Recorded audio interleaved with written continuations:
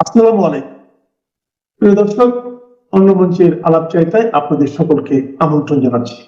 আপনারা এই মুহূর্তে আমাকে যে যেখান থেকে দেখছেন, পরবর্তীতে যারা দেখবেন, আপনাদের সকলকে আমার অন্তরের অন্তঃস্থল থেকে প্রাণঢালা অভিনন্দন এবং শুভেচ্ছা রইল। আজকে এই মুহূর্তে যখন এসছি তখন আপনারা জানেন যে গতকাল সারা দিন সারা বাংলাদেশের লোকজনের একটা টেনশন গিয়েছে সেই আগুন নিয়ে। এতে অনেকেই হয়তো সর্বশান্ত হয়েছেন, আবার অনেকে বগলে হাত দিয়ে তালি বাজাচ্ছেন। দেশের পরিস্থিতি কি হচ্ছে বা কি হবে তা হয়তো কেউ একটু চিন্তাও করেনি, কেউ বলতো অনেকেই চিন্তা করেনি হয়তো। আজকে আপনারা আমার হেডলাইন দেখে হয়তো চিন্তা করছেন আমি আবার এটা কি বলছি। আর 8-10 ঘন্টা টাইম আছে। অনেকে আমরা বলছে আরে ভাই কি ঘটবে, আপনি তো বলেন ভাই আপনার কথার মিল নেই, এই নেই সে নেই। ভাই আমি তো আর আল্লাহ না, বলে আমার কথার মিল থাকবে তো 70-80%, 90%ও মিলে যাবে। আজকে আবার সকাল থেকে অনেকে মেসেজ যে আরে ভাই আপনি এটা কিভাবে বললেন, যে আপনি বললেন যে 15 দিনের ভিতরে অনেক কিছুই ঘটবে, এরপরেই দেখলাম যে দিনের 2টার পর থেকে শুরু হইলো একের পর এক ঘটনা, এটার কাহিনী কি, এটা বলছেন অনেকে। তাই বললাম যে ভাই আপনাদের তো আগেই আমি ইশারা দিয়েছি অনেক কিছুই ঘটবে, দেখতে থাকেন। তাজুল ইসলাম তো নিজেই বলেছে যে অনেক কিছুই ঘটবে, অনেক কিছুই ঘটছে। এটা তাজুল ইসলাম বলেছে না? তো তাজুল ইসলাম বলেছে, এরপর আমি আপনাদেরকে একটা ইশারা দিলাম যে কি কি ঘটতে যাবে বা কি কি ঘটবে একটু দেখুন। আমাদের এনসিপি বলেছে দেশে নিরাপত্তা নাই, ফেব্রুয়ারিতে সুষ্ঠু নির্বাচন সম্ভব নয়। নাসিরউদ্দিন পাটোয়ারি, বুঝেন, একটু বুঝেন, হ্যাঁ ঠিক আছে। এরপরে আর কি, এরপরে এখনো টাইম আছে, আরো 8-10 ঘন্টা টাইম আছে। সুতরাং এর ভিতরে আরো কি কি ঘটে রাতের 12টার আগে দেখেন, তাইলে আজকে দিনের ফুল ক্যামেরা ফিলাম। তো এত কিছু দেখার পরে আসলে আমার একটা গান মনে পড়ে গেল, ভাইয়া একটু গানটা গাই আপনাদেরকে, মনে কিছু নিন না। আর গানটা হচ্ছে তো সেইটা, লাগাইলে তো লাগে আগুন নিবাইব তোর কোন বাবাই, আগুন লাগাইস না আমার গায়ে, গায়ে রে আগুন লাগাইস না আমার গায়ে। আপনাদের নিশ্চয় মনে আছে আফগানিস্তান থেকে যখন আমেরিকান সেনাবাহিনী চলে যায় তখন আফগানিস্তানের সবকিছু ধ্বংস করে দিয়ে গিয়েছিল। সিরিয়াতেও সেম, ইরাকেও সেম, লিবিয়াতেও সেম, কিছুই রাখেনি। সুতরাং সেইটারই কি পরিকল্পনা হচ্ছে না? আপনারা সবাই জানেন, আমরা সবাই বলি যে আমেরিকা যার বন্ধু তার কোনো শত্রুর প্রয়োজন নেই। সুতরাং আমেরিকাই কি শত্রুতা আমি করাচ্ছে না এই ডাক্তার মহাজন ইউনুসকে দিয়ে? কি হয়েছে আমার যা মনে হচ্ছে, আপনার 30 তারিখের ভিতরে হয়তো দেখবেন যে কোনোদিন একটা চলতি ট্রেনে আগুন ধরে গেছে, 2-4-6টা বগি মারা গেছে, মারা গেছে মানে ভাই জ্বলে গেছে। এটা আহত হইতে পারেন কেউ কেউ, আবার নাও হইতে পারেন, সব উপরালা মালিক। হয়তো দেখবেন যে কোনো একটা খাদ্য গুদামে আগুন লেগে গেছে, অথবা দেখবেন যে আপনার বাস ডিপুতে আগুন লেগে বেশ কিছু বাস জ্বলে পুড়ে ছারখার। বাংলাদেশ ব্যাংকেও আগুন লাগতে পারে, এটার কোনো বিকল্প নেই। বিকল্প নেই বলতে আসলে আমি হচ্ছে যে এটার কোনো হাত পা নেই, লাগতে পারে, লাগবে না কেন? কারণ আগুন তো লাগতে পারে না, এটা তো আগুন তো দৈবিক ভাবে লাগছে না, এটা ইচ্ছাকৃত লাগানো হচ্ছে। যেমন আপনার ওই যে সচিবালয়ে লাগানো হয়েছিল মনে আছে, 6টি মন্ত্রণালয়ের সমস্ত কাগজপত্র পুড়ে গিয়েছিল, যেগুলোতে ওনারা কোটি টাকার দুর্নীতি করেছিল, সেটার কোনো রিপোর্ট বেরিয়েছে? বা এই যে ঢাকা এয়ারপোর্টে আগুন লাগলো, এই যে জাহাজ ডুবি হলো, অমুক তমুক, এগুলোর কোনো রিপোর্ট কিছুই পাবেন না। তো সেটা সমস্যা নেই, কারণ ঢাকা এয়ারপোর্টে যাদের মাল পুড়েছে ইন্স্যুরেন্স করা আছে, সবার ইন্স্যুরেন্স থেকে টাকা পাওয়া যাবে না, 6 মাস দেরি হবে। নদীতে জাহাজ আগুন লাগছে, সেটারও ইন্স্যুরেন্স করা আছে, পেয়ে যেতে পারেন টাকা। ইনসেপ্টার কারখানাতে আগুন, সেটারও টাকা পেয়ে যাবেন। এছাড়া আরো যা যা আগুন লাগবে সব টাকা পেয়ে যাবেন, কারণ সাধারণ কর্পোরেশন আছে না ভাই, ইন্স্যুরেন্স কোম্পানি, মানে বাংলাদেশের যত বেসরকারি কোম্পানি সবার বাবা তো হচ্ছে সাধারণ কর্পোরেশন, সেখান থেকে টাকা পেয়ে যাবেন। সুতরাং এই টাকা তো এসেই যাবে আপনাদের কাছে, এটা নিয়ে খুব একটা দুশ্চিন্তারও দরকার নাই। তবে কথা হচ্ছে যে ওই যে ডট ডট মারাটা কিন্তু পাবলিকই খাবে। হ্যাঁ, সাধারণ কর্পোরেশন থেকে ইন্স্যুরেন্সের যে টাকা পাবে সেটা কিন্তু আমাদের ট্যাক্সের টাকা, বাংলাদেশের জনগণের টাকা, রিক্সাওয়ালা, গরিব, মুটে, মজুর সকলেরই টাকা, সেই টাকা থেকেই দেওয়া হোক। আরো কি কি জায়গায় আগুন লাগে, কি কিভাবে আগুন লাগে, কোথায় কোথায় আগুন লাগে, কে কাকে আগুন লাগায়, একটু দেখেন, দেখতে থাকেন। আর বিএনপির ভাইয়েরা ইলেকশন, ওই যে পাটোয়ারি আজকে বলছে দেশে নিরাপত্তা নেই, সুতরাং হয়তো দেখতে পারেন যে হয়তো কোনো একদিন পদ্মা সেতুর পাশের ওই যে রেল ব্রিজ যেটা করেছে, এইটা তো ভেঙে 2টা রেলের 6টা বগি পড়ে গেল, বাস নদীতে পড়ে গেল 2-4-5টা একসাথে। যাই হবে এখন থেকে সব একসাথে। আপনারা যেখানে যেখানে হাই সিকিউর করেছেন সব জায়গায় হয়তো আগুন আপনারাই লাগাচ্ছেন, এখানে অন্য কেউ লাগাচ্ছে সরকারের সহযোগিতায়, সরকারের সর্বোচ্চ সহযোগিতা, প্রচ্ছন্ন সহযোগিতায় এবং নির্দেশিত পন্থায় আগুন লাগছে। হয়তো এমন দেখবে যে কালকে ভোরে উঠে দেখবে বাংলাদেশ ব্যাংকের ভেতরে আগুন লেগে গেছে। আপনারা চিন্তা করতেছেন এদিকে লাগবে ওইদিকে, আপনারা যেটা চিন্তা করবেন ঠিক তার বিপরীত দিকে এভাবে আগুন লাগতে থাকবে। সুতরাং এই আগুন কিভাবে নিভাবে আমার জানা নেই, তবে কষ্টটা জনগণের বাড়ছে, রুখে দাঁড়াবে জনগণ, তাহলেই সব আগুন নিভবে। ইনকিলাব মঞ্চের ওসমান হাদিকে মেরে ফেলা এবং তার যতক্ষণ তিনি বেঁচে ছিলেন আহত হওয়ার পরে এবং এর সে সময় যে ঘটনাগুলো এবং এর পরবর্তী তার মৃত্যু পরবর্তী ঘটনাগুলো, এই প্রত্যেকটা ঘটনার মধ্যে দিয়ে পরিষ্কার হয়ে গেছে বাংলাদেশে কে নির্বাচন চায়, কে চায় না, কারা নির্বাচন চায়। শুধু নির্বাচন চায় না, বাংলাদেশে আসলে কি দেশে পরিণত করতে চায়। ওই যে বলে না যে ডক্টর ইউনূস আসার পর থেকে এমন একটা সিচুয়েশন হয়েছে যে এই দেশটাকে আফগানিস্তান, সুদান, তারপরে লেবানন, সিরিয়া, এইসব দেশ বানাবে, ঠিক লিবিয়ার মতন সেরকম সিচুয়েশনের দিকে। এবং কাদের কি উদ্দেশ্য আছে?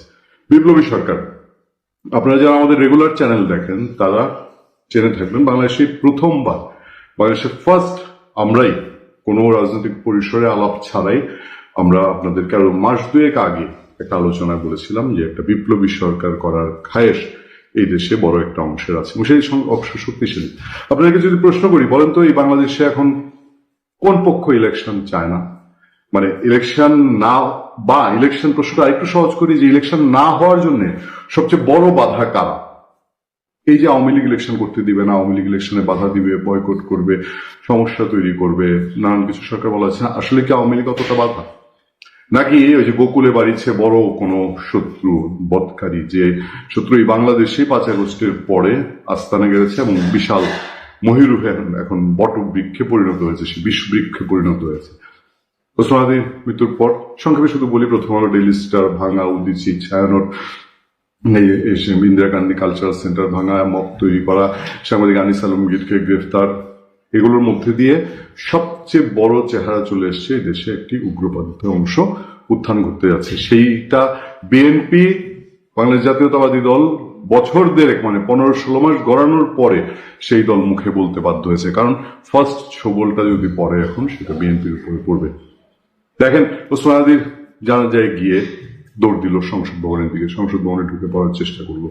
আচ্ছা, এরপর এই বিপ্লবের কি সুর তাদের মুখে, দেখেন তো দেখি ওই অডিও ভিডিওটা আপনারা যারা যারা এখন পর্যন্ত দেখেছেন।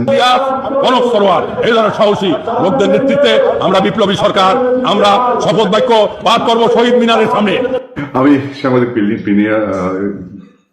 পিনাকি ভট্টাচার্য এবং ব্লগার ইউটিউবার ইলিয়াস হোসেন নিয়ে আমি কখনো কোনো মন্তব্য করি না, একেবারেই করি না।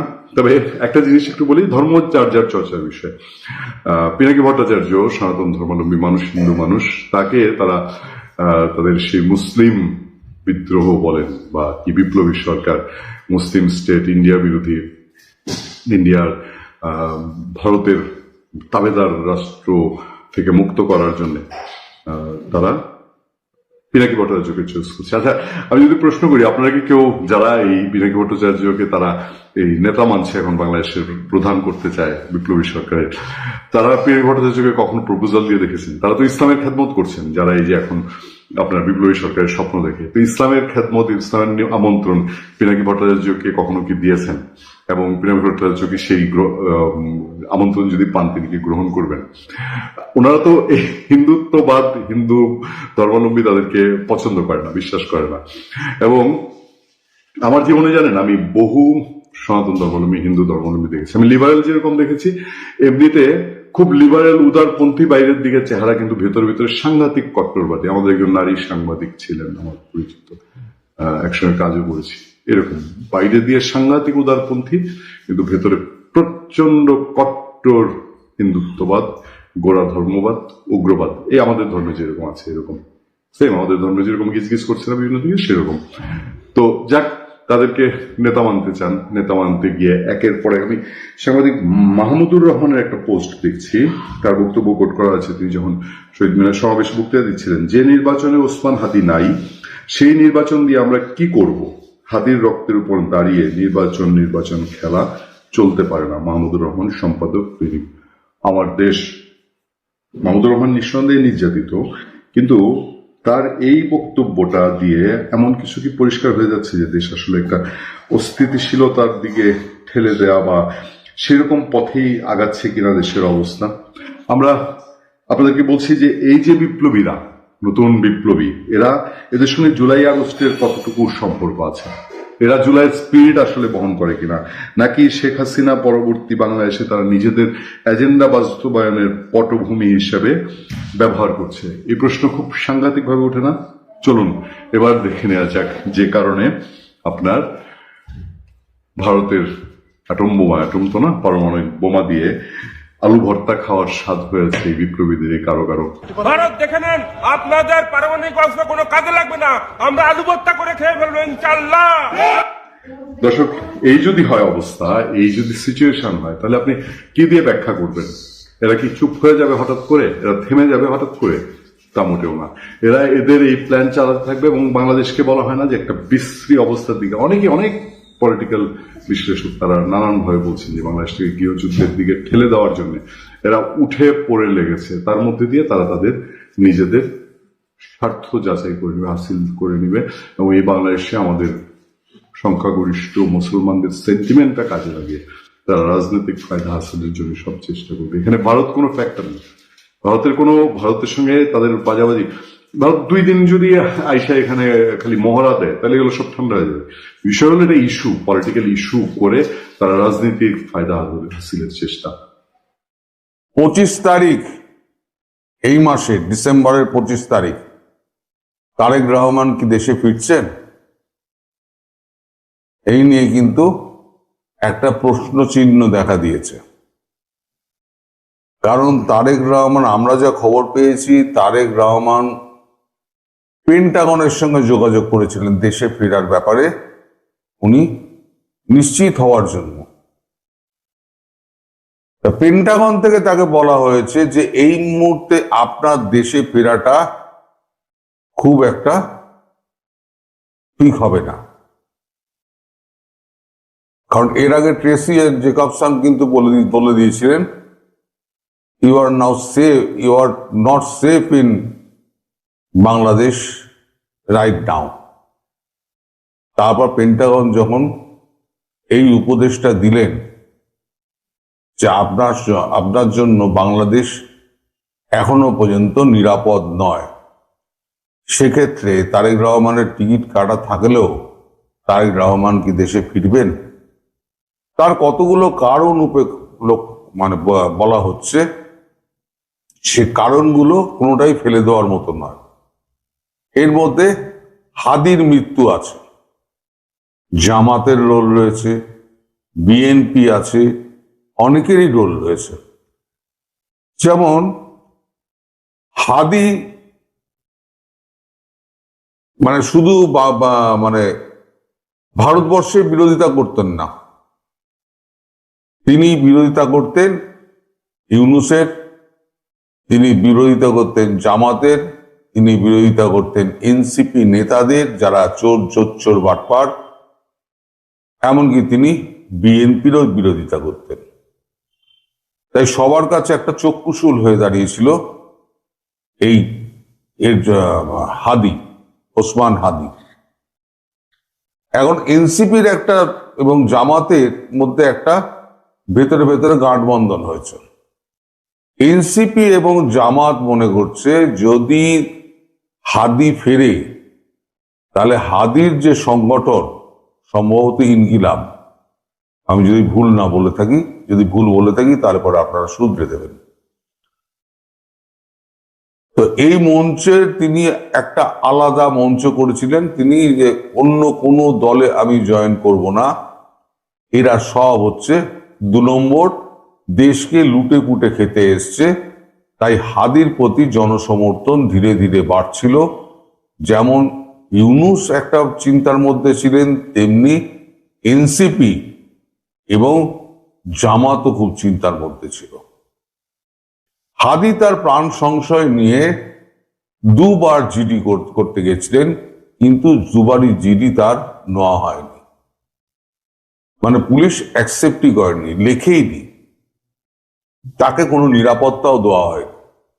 এই নিরাপত্তা না দেওয়ার কারণে হাদির এই মর্মান্তিক মৃত্যু হলো। এবং এর পেছনে রয়েছে সিআই এর মতে জামাত।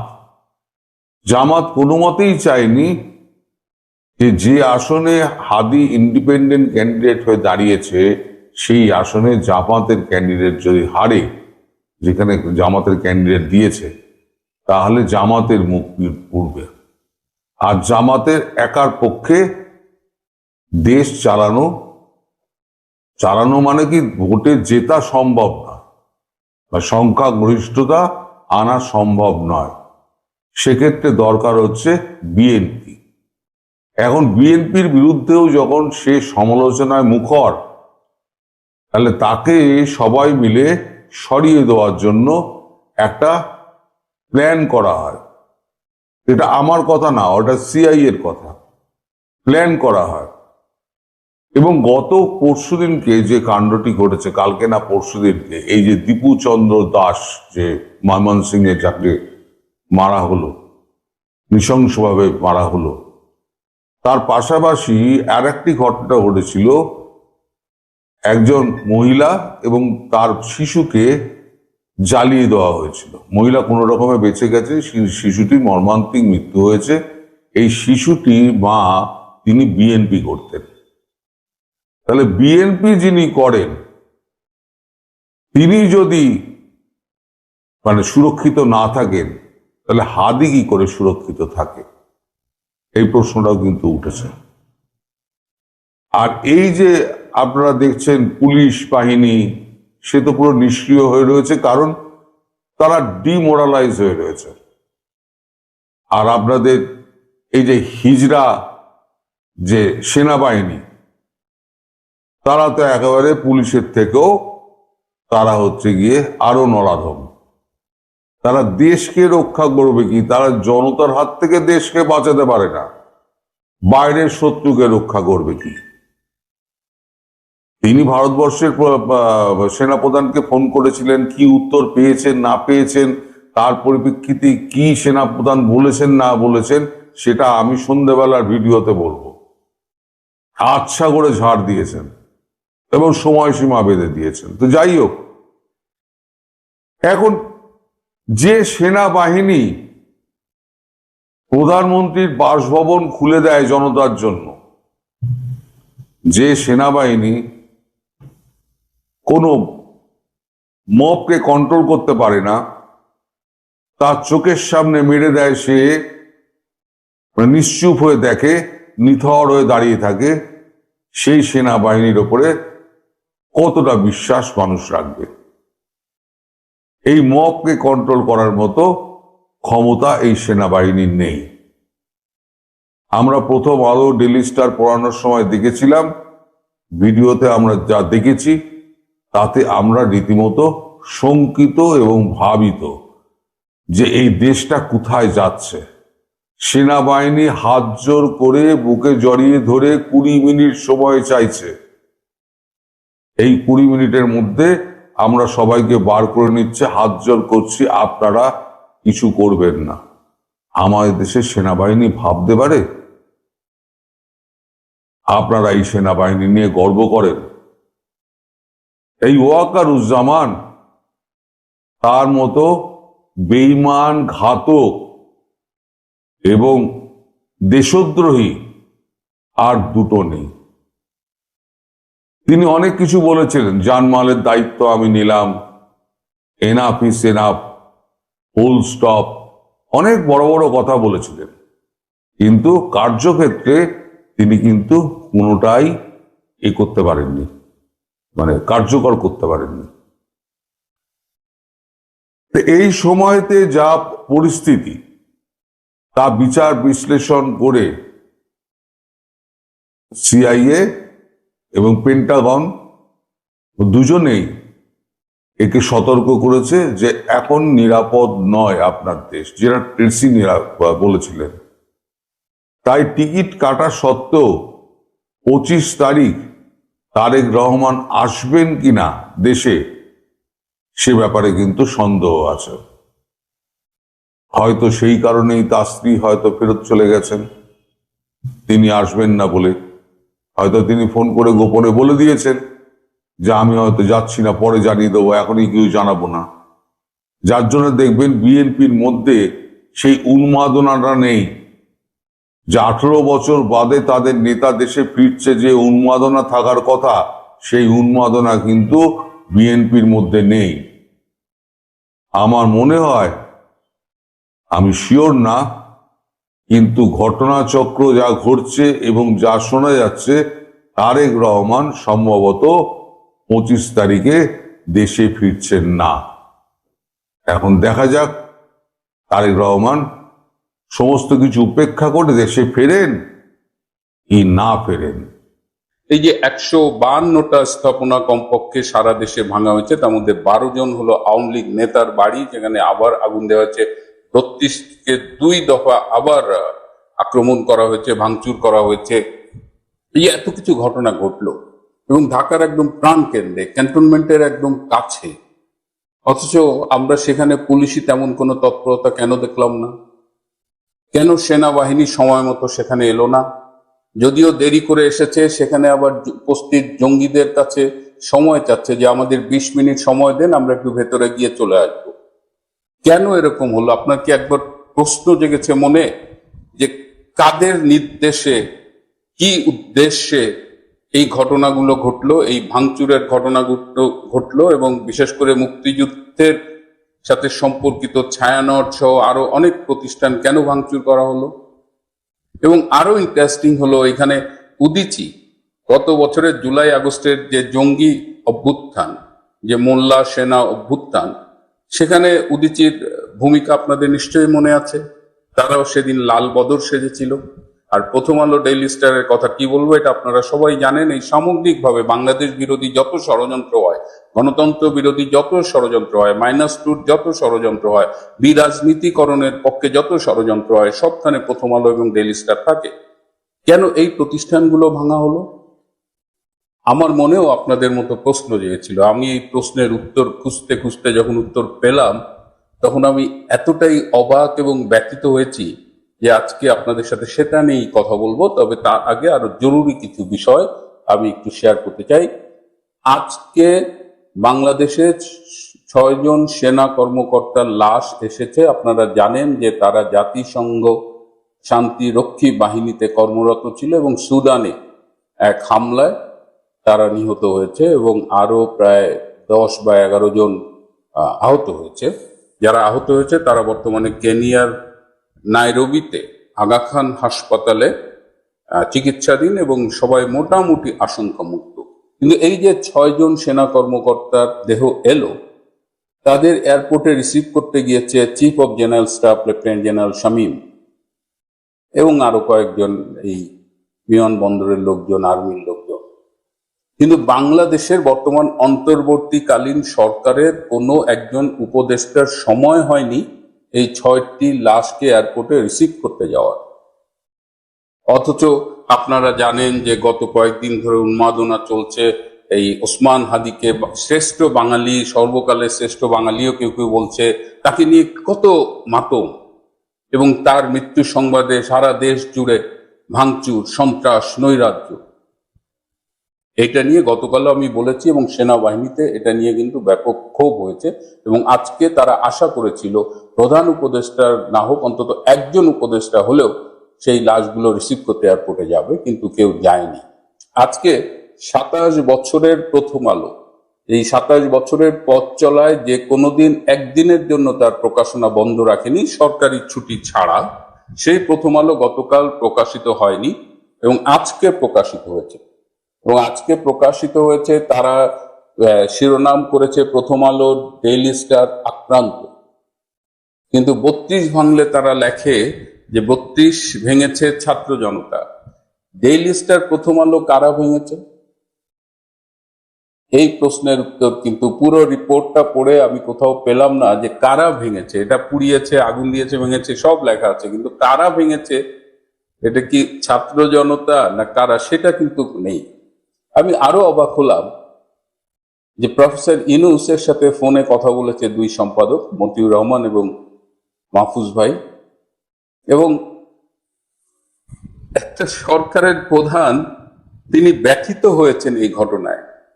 শুধু আমাদের মতো আমজনতার মতো তিনিও ব্যথিত হয়েছেন, আর কিছুই তার করণীয় ছিল না। এই যে প্রকাশ্যে একেবারে ভাঙা হলো, তার কি এটা ঠেকানোর কথা ছিল না? এটা কি সরকারের দায়িত্ব না? এবং আরো অবাক করা ব্যাপার কি জানেন, এই মতি ভাই এবং মাহফুজ ভাইকে দেখলাম যে একেবারে গদ হয়ে গেছে, এবং তাদের কথাবার্তা আচরণে মনে হয় এটা বোধহয় আওয়ামী লীগ এসে পুড়িয়ে দিয়েছে, ফ্যাসিস্ট এসে ভেঙে দিয়েছে। মূল ঘটনা হলো, এইটা বিশ্বাস করতে আপনাদের অনেকের কষ্ট হবে, কিন্তু আমার সূত্র আমাকে নিশ্চিত করেছে যে অন্তর্বর্তীকালীন সরকারের প্রধান উপদেষ্টা ডক্টর মোহাম্মদ ইউনূসের নির্দেশে সারা দেশব্যাপী এই ভাঙচুর হয়েছে, এবং এই যে স্পেসিফিক ইনস্টিটিউশন ছায়ানট, প্রথম আলো, ডেইলি স্টার, এই সব ভাঙচুরের নির্দেশ দিয়েছিলেন স্বয়ং প্রধান উপদেষ্টা। তার এই নির্দেশ বাস্তবায়নে সমন্বয়কের ভূমিকা পালন করেছে তারই এক বিশেষ সহকারী, যিনি একটি ভিনদেশী নাগরিক।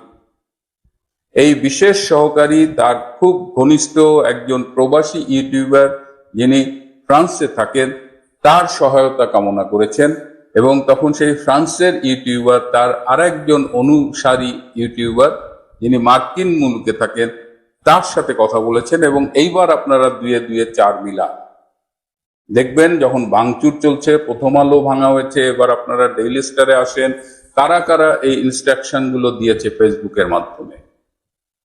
এবং এটার জন্য বৃহস্পতিবার বেছে নেওয়া হয়েছিল, যে বৃহস্পতিবার রাতের পরে শুক্রবার দিন ছুটি, সুতরাং এই ঘটনাগুলো ঘটানো খুব ইজি হবে। এবং এই ব্যক্তিগত সহকারীর পক্ষ থেকে স্বরাষ্ট্র উপদেষ্টাকে বলা হয়েছিল যে যেহেতু ওসমান হাদি মারা গেছে, ছাত্র জনতা শোকাহত, তারা স্বতঃস্ফূর্তভাবে শোক জানাতে রাস্তায় নামতে পারে, তাদের যেন কোনোভাবে বাধা না দেওয়া হয়। স্বরাষ্ট্র উপদেষ্টা যখন বুঝতে পারেন যে এরকম ভাঙচুর হবে এবং সেই ভাঙচুরে তার আইন শৃঙ্খলা রক্ষাকারী বাহিনী বাধা দেবে না, তখন তিনি মোবাইলটি অফ করে রাখেন, কারণ তিনি জানেন যে ঢাকা শহরে বা সারা দেশে যখন এই সন্ত্রাসী ঘটনাগুলো ঘটবে, ভাঙচুর হবে, তখন স্বভাবতই মানুষজন স্বরাষ্ট্র উপদেষ্টাকে খুঁজবে। বৃহস্পতিবার রাতে যারা স্বরাষ্ট্র উপদেষ্টার সাথে যোগাযোগের চেষ্টা করেছেন, অনেকেই খেয়াল করেছেন তার মোবাইল বন্ধ ছিল। এবং যখন এই সন্ত্রাসী ঘটনাগুলো ঘটে, তখন পুলিশের আইজিপি ডক্টর বাহার তিনি স্বরাষ্ট্র উপদেষ্টার পরামর্শ পাওয়ার জন্য তাকে ফোন করে দেখেন তিনি মোবাইল বন্ধ, এবং এক পর্যায়ে আইজিপি নিজেও তার মোবাইলটি বন্ধ করে রাখেন। পরে ঘনিষ্ঠ একজনের কাছে স্বরাষ্ট্র উপদেষ্টা খুব দুঃখ করে বলেছেন যে ভালা মানুষের ভাত নাই। তো এই যে মানে টেকনিকটা দেখেন, ডক্টর ইউনূস এটা তার সুন্দর মেটিকুলাসলি ডিজাইনের মাধ্যমে এই কাজটা করেছে। এই ঘটনাগুলো ঘটার পরে এই যে এতগুলো কমপক্ষে 10 জন মারা গেছে সারা দেশে, কোনো ঘটনায় কোনো মামলা হয়নি। আন্তর্জাতিক মিডিয়ায় যখন ময়মনসিংহের ভালুকার ঘটনাটি এলো, যেমন এই যে দীপুকে পুলিশ অ্যারেস্ট করেছিল, তাকে থানা থেকে বের করে নিয়ে পিটিয়ে হত্যা করে তারপরে তাকে ঝুলিয়ে পুড়িয়ে দেওয়া হয়েছে। এই ঘটনায় আন্তর্জাতিক মিডিয়া যখন সোচ্চার হয়েছে, তখন 7 জনকে একটা আই ওয়াশের জন্য গ্রেপ্তার করা হয়েছে। এদিকে ডক্টর ইউনূস আবার জাতিসংঘ মানবাধিকার কমিশনের খুব উচ্চ পদস্থ কর্মকর্তা, তার ঘনিষ্ঠ বন্ধু, তার সাথে যোগাযোগ করে বলেছেন যে এরকম একটা ঘটনা ঘটেছে, কারণ প্রথম আলো, ডেইলি স্টার, ছায়ানট, এইসব ঘটনারও একটা ইন্টারন্যাশনাল ইম্প্যাক্ট হয়েছে। এই ইম্প্যাক্টের ফলে ডক্টর ইউনূস তখন তার বন্ধুর কাছে, জাতিসংঘের বন্ধুর কাছে সহায়তা কামনা করেন, এবং বন্ধু বলছেন যে ঠিক আছে doctor Yunus, you leave it on me, তুমি আমার উপরে ছেড়ে দাও, আমি এটা ম্যানেজ করবো। এবং তারপরেই দেখেছেন জাতিসংঘ মানবাধিকার কমিশনের পক্ষ থেকে ওসমান হাদির মৃত্যুর ব্যাপারে বিবৃতি এসেছে, এবং তারা, আমি অবাক হব না যদি দেখি যে তারা একটা ইনভেস্টিগেশন টিম পাঠায় দিছে বাংলাদেশে। জাতিসংঘের মহাসচিবও দেখলাম ওসমান হাদির মৃত্যু নিয়ে কথা বলেছে। সুতরাং এই যে মেটিকুলাসলি ডিজাইন, এই পুরা ডিজাইনটা খুব নিখুঁতভাবে করা হয়েছে। একটা মাত্র ভুল সেখানে হয়েছে যে এই উগ্র জঙ্গি গোষ্ঠী, সন্ত্রাসী গোষ্ঠী, তারা ভারতের চিটাগাং এবং খুলনার স্থানীয় কার্যালয় এবং তাদের যে রাষ্ট্রদূতের পক্ষে যিনি থাকেন, দূতাবাসের পক্ষে, তার বাসভবন আক্রমণ করেছে। That was the only mistake doctor Yunus committed, এবং এইটার জন্য তাকে মাসুল দিতে হবে। আমি জানি আপনারা অনেকেই অবাক হচ্ছেন, কিন্তু ডক্টর ইউনূসকে যারা এখনো চেনেননি তারা একটু মিলিয়ে দেখবেন যে এই মানুষটা এরকমই, এবং খুব নিখুঁতভাবে তিনি এই ওসমান হাদির মৃত্যুকে কেন্দ্র করে তিনি আজকে এই যে সংসদ ভবনে লোক আনা টানা, তিনি একটা গত বছরের জুলাই আগস্টের একটা ভাই বানার চেষ্টা করছেন, কারণ তিনি সরকার পরিচালনায় ব্যর্থ, বাংলাদেশের অর্থনীতি ধ্বংসের মুখে, বাংলাদেশের জঙ্গিবাদের সর্বত্র উত্থান ঘটেছে, এবং সারা পৃথিবীতেই বাংলাদেশের এই বাস্তব অবস্থাটা কিন্তু মিডিয়ার কল্যাণে, সামাজিক যোগাযোগ মাধ্যমের কল্যাণে এবং নিজস্ব সূত্রের মাধ্যমে সব দেশের কাছেই পরিচিত। সুতরাং এই জায়গা থেকে ডক্টর ইউনূস, এবং কষ্ট এই জায়গায় লাগে যে এই প্রথম আলো ডক্টর ইউনূস এবং তার উপদেষ্টা পরিষদকে ক্ষমতায় বসানোর জন্য অনেক ভূমিকা রেখেছে, এবং ডেইলি স্টার